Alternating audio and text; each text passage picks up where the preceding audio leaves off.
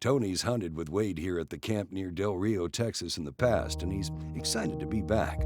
Now, like many hunters, he's hunted with a variety of guns and bows. You know, I've hunted with rifle, I've hunted with the bow. Probably now 20 years ago I started hunting with the revolver, and I've just stayed with it. It's just a lot more exciting for me, a lot more of a challenge. So if you've hunted with a bow, if you hunted with a rifle, a muzzleloader, and you want that next challenge, I mean, a revolver's probably the way to go. As long as you're comfortable with the gun, you're out practicing with it, and that's the key. You know, you got to do a lot of practicing, make sure you're proficient, and once you get to that point, I mean, once you start handgun hunting, you're never going to want to do anything else.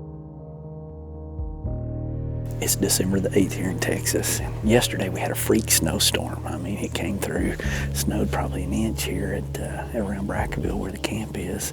This morning it actually snowed all the way into San Antonio, even down into Houston. So, you know, to say we've got cold weather in this part of Texas is an understatement. It's like 32 this morning, which to a lot of people may not be cold, but that's generally pretty cold down in this part of the world. The deer just now started rutting. That means I'm going to be rattling a little bit. We're going to go out with Tony Miele of the Performance Center and try to hit 4, 5, 6 places this morning, rattle something in. It's always exciting when we can bang the antlers together. So I've been down here to this ranch before, so I know there's a lot of animals here. There's going to be a lot of opportunity. The rattling is new to me, so I figured, you know, let's give it a shot and let's give it a try. And I'm a big fan now. If I get the opportunity to do this again with Wade, you can bet you I'm going to do it. Some tips that I always have when it comes to rattling.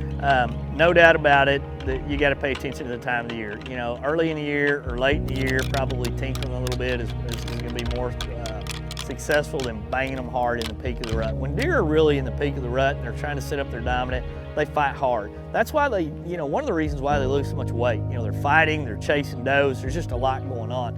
And when it's really going on, you want to bang them as loud as you can. You want to use natural antlers, preferably, to really create a sound that mimics what's going on out there. And sometimes that's not this little tinkle, tinkle, tinkle. That's bang. I mean, that is hitting it hard. That's kicking the rocks. That's thrashing the trees. That's making all of it. And, you know, obviously when you're up in a tree stand, it's a lot harder to do that. And safety-wise, you probably got to tinkle them. But if you're down on the ground rattling in a setup like we like to do in Texas a lot of times, you know, I'm going to ease up into a mesquite bush. I'm going to ease up into something. And the first thing I'm going to do is I'm going to start throwing rocks. I'm going to start stamping. I'm going to bang into the tree.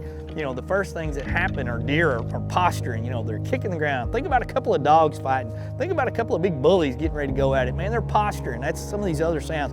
And when they first hit the antlers, if they're just tinkling, their body's not moving. But if it's two big bucks fighting, you've got dust flying, you've got bodies flying, you've got spit flying, you've got brush being knocked around, you've got all these crazy sounds that are going on, and that's what you've got to mimic. If you're trying to draw out the buck that's going to want to come to that buck fight and get him out in front of you, bang, bang, bang, and you will bring them out. Back to the hunt. This is my first opportunity I've ever had to rattle. So we set up in maybe 2 or 3 different sits, and nothing really happened. Probably the fourth one is where the first one comes running in, and he was just out of his mind, just a little 4-pointer, and he was just bouncing around looking at us. He didn't really quite know what's going on, but he was looking for those other bucks. He wanted to see what's going on.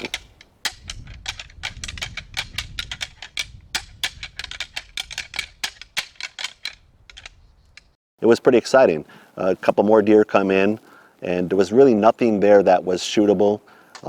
So we pretty much called it a pack on that one, and we moved on to the next stage.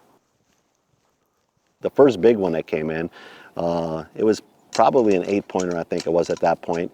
He come running in, and he was only there probably about 3 seconds. So, you know, I got the feeling that this was gonna have to be quick. You're gonna have to get the gun up and take your shot. Close. That's a pretty good deer. I mean, he came, pushed all those others, blew the whole group up over there. I don't know if he was an 8 or a 10. Look at that big, heavy body. The antlers went up. But you had the whole chase going on right there, which is, you know, happens this time of the year. You get them cutting back and forth. There was a couple of spikes, looked like a 6, a small 8, and then that, you know, what looked like to be a mature deer. He might not have been, but he ended up going on downwind chasing her. He's kind of cut her. All the chase has moved off, so we had him right up there. He just didn't get out in the open.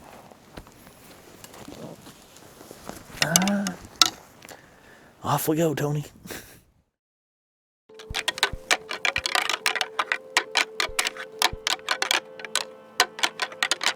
Well, it's the beginning of the rut here in South Texas, and Wade and Tony Miele are out rattling for big bucks. They've had a flurry in the morning, but now things have slowed down a bit.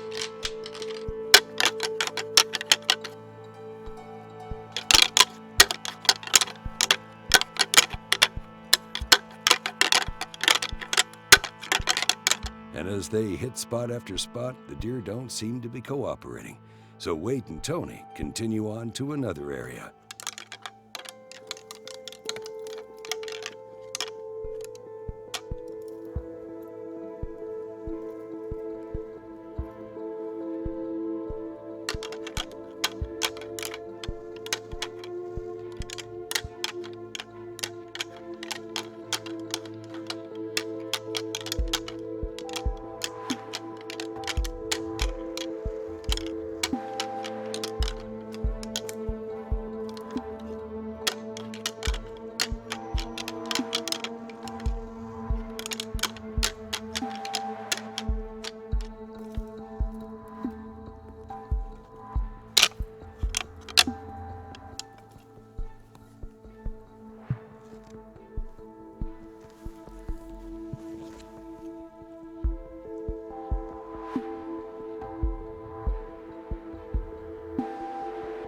You know, when it comes to rattling, I really didn't know what to expect. You know, like I said, I've seen it on TV, and this was just something far more than I expected. These deer would come running in. I mean, they'd be 15 yards from you, especially the small ones. They would just look right at you, didn't know what was going on, but they just wanted to be a part of whatever it was. I mean, they knew, or they thought, a couple of bucks were fighting, and they just wanted to be part of it.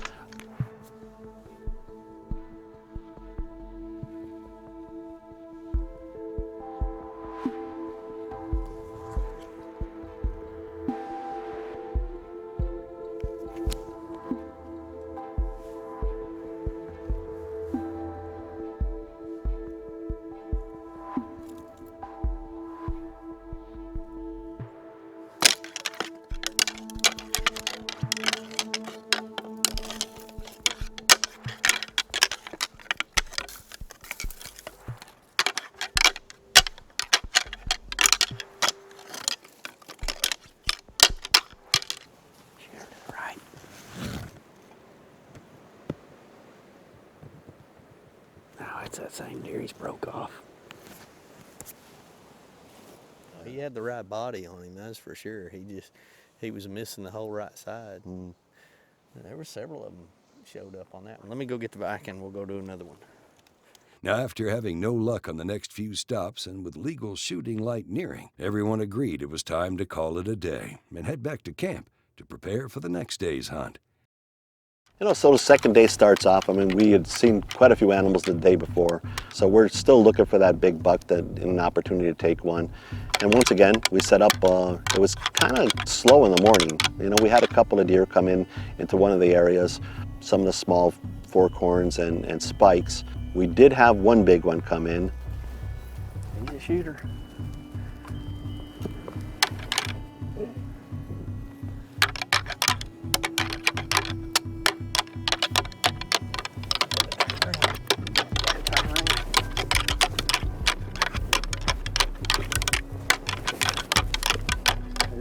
There he is, 1 o'clock, 12 o'clock, 12 o'clock. You guys on him? Get a lot of brush. Yeah, I'm waiting.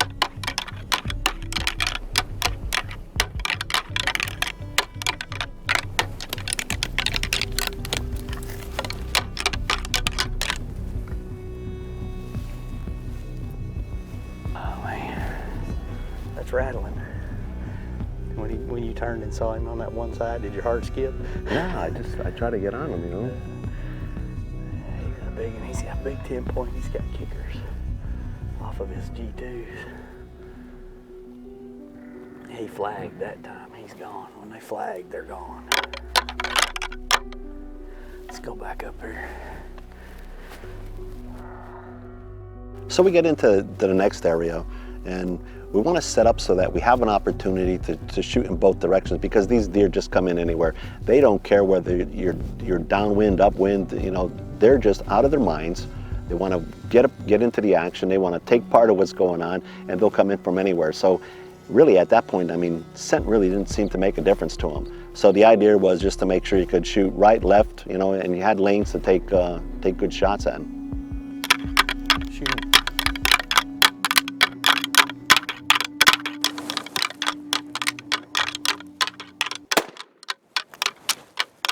He's down right there.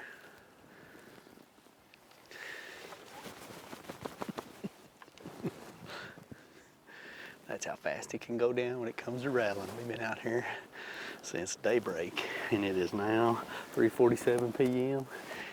And that 44 mag from the Performance Center smoked him. Congrats, Tony. That boy, good shooting.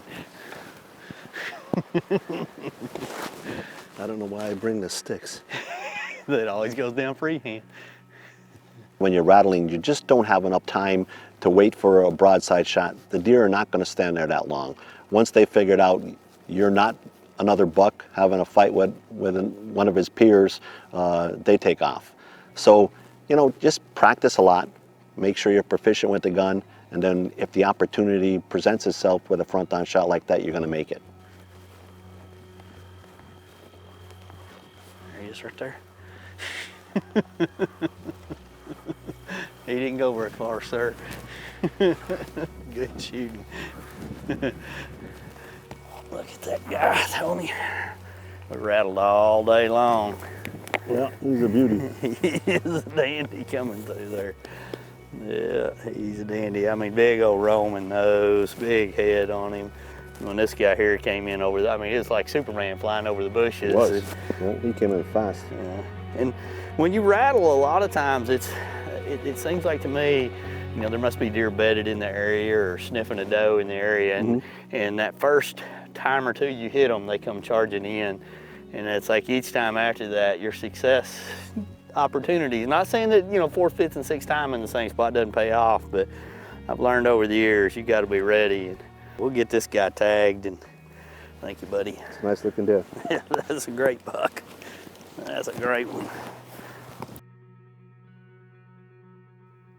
Congratulations, Tony, on your first rattling entry into the Yamaha Whitetail Diaries.